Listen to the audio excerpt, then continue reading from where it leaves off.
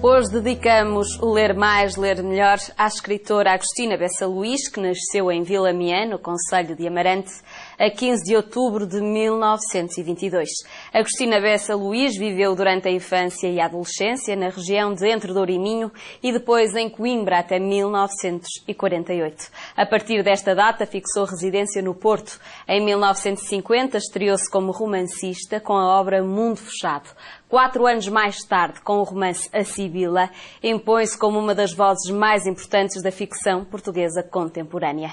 Várias das suas obras foram adaptadas ao cinema por Manuel de Oliveira, como Francisca ou Val Abrão, e o romance As Fúrias foi adaptado ao teatro por Filipe Laféria.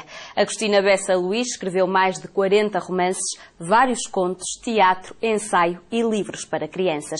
Foi também diretora do jornal 1º de Janeiro, diretora do Teatro Nacional Dona Maria II e membro da Alta Autoridade para a Comunicação Social.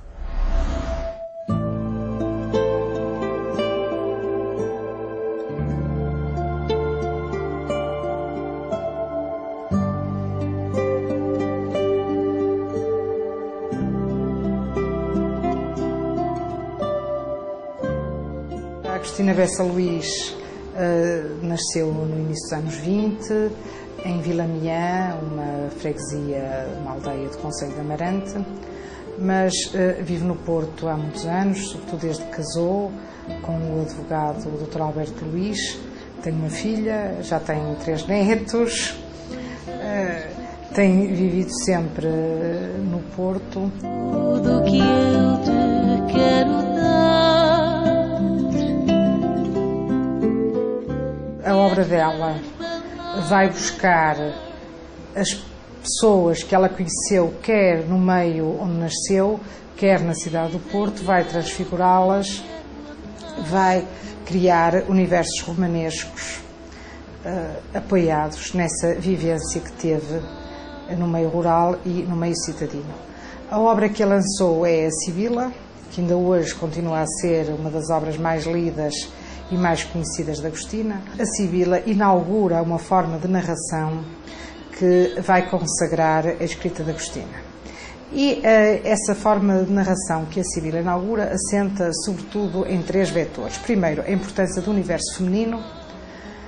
As personagens principais são mulheres. A importância da recordação e um discurso frequentemente repetitivo, mas que acrescenta sempre um dado novo.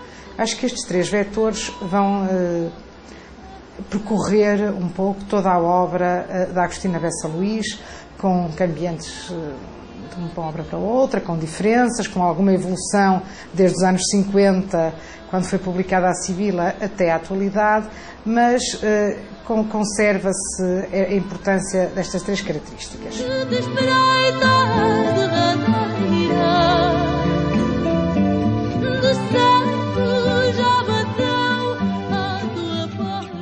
Começando pela primeira, não é? A mulher é realmente recorrente na obra da Agostina, seja ela a mulher do presente, seja a mulher do passado, e apesar de Agostina ser mulher também, nem sempre ela trata as mulheres de uma maneira benevolente ou ingênua. As personagens femininas de Agostina são personagens complicadas, trabalhadas, sem ingenuidade, personagens que quase governam a sociedade em que estão inseridas.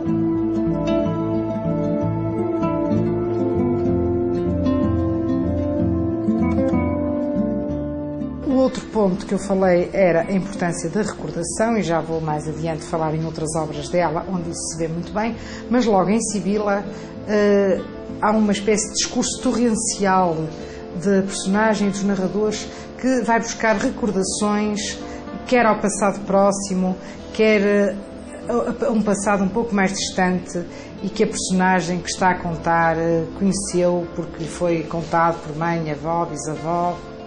E a recordação é fundamental porque as personagens do presente estruturam-se através do passado. Isto é, o passado, de certa forma, legitima o presente, como o presente legitima o passado.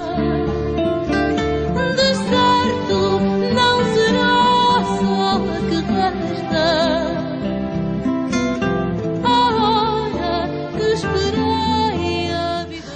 livro de contos que ela publicou, contos, enfim, pequenas novelas que ela publicou, que se chama Fama e Segredo na História de Portugal. E o título é bem sugestivo, em que ela vai buscar personagens da história, reis, príncipes, infantes, e vai interpretá-los. Não vai contar aquilo que toda a gente sabe, que está nos livros de história, mas vai interpretá-los. Por exemplo, sobre Dom Carlos, aquele que não tinha filhos, mas herdeiros. Este tipo de frase, assim, e outras frases que ela põe em relação a Viriato, Dom Afonso Henriques, Dona Teresa, em que interpreta as ações deles. Nós sabemos os atos e ela vai interpretá-los. Às vezes, noutros romances dela, não é o passado tão remoto como este que eu falei, mas nós vamos reconhecer nas personagens que ela usa personagens do nosso tempo presente. Romances como Os Meninos de Ouro, em que se reconhece a personagem de Francisco Sá Carneiro. Outros romances como Antes do Gelo, que é dos últimos romances dela, em que nós vamos perceber que há pessoas da vida real, da vida política, da vida cultural, que nós vemos com outro nome, mas que vemos retratadas, que facilmente reconhecemos. Claro que reconhecemos se o nosso código for comum com o da Agostina. Claro que num estrangeiro isto pode passar mais despercebido, ou daqui a 100 ou 200 anos poderá passar mais despercebido. Hoje, e ela escreve para hoje, o leitor, ao ler, um leitor mais avisado, consegue reconhecer e fazer esses paralelismos que são interessantes, porque ela é sempre extremamente irónica, é extremamente arguta nas análises que faz. Diz aquilo que as pessoas têm na ideia, mas que nem sequer conseguiram ainda verbalizar, e ela vai verbalizá-lo.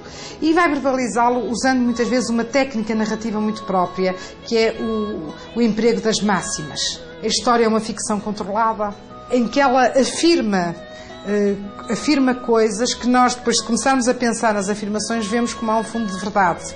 Ante as máximas, que são uma das características do discurso narrativo de Agostina. A repetição aparece em todos os textos de Agostina, em que nós vamos ver um episódio narrado muitas vezes. Mas não é o mesmo episódio, é o mesmo sendo o outro. Porque ou a narração é assumida por relatores diferentes, e aí, com uma focalização diferente, o episódio é necessariamente outro, ou então é o narrador que se assume em terceira pessoa, que se assume como um narrador que não é personagem, e que vai mostrar as incertezas que tem, as ambiguidades. Quando eu falo em narração repetitiva, é porque narra a mesma coisa, o mesmo facto, mas muitas vezes acrescentando uma coisa nova, quase que em espiral. Não em círculos, mas em espiral. E é só falar no livro dela, que saiu já depois dela ter estado doente, que é um livro chamado Metamorfoses, em que ela vai retomar personagens e vai comentar os seus próprios romances e as suas próprias personagens. É um livro bem conseguido, porque é quase a perfeição na metaficção, em que nós reconhecemos aquelas personagens dos livros dela e ela vai comentá-las e vai dizer: ela podia ter feito mais isto ou mais aquilo. A escrita de Agostina é sempre também uma escrita em que ela reflete sobre o próprio ato de escrita e o próprio ato de narrar, e este Metamorfoses é o culminar dessa forma narrativa que ela foi seguindo ao longo de mais de cerca de 50, 60 anos.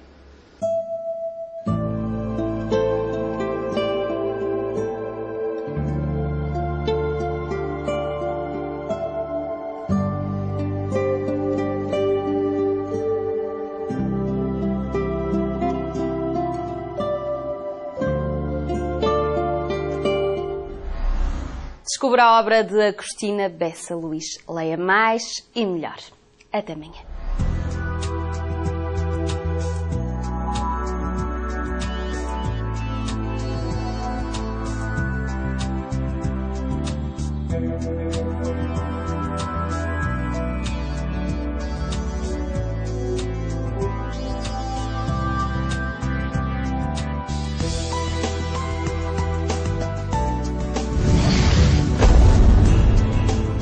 Programa apoiado pelo Plano Nacional de Leitura.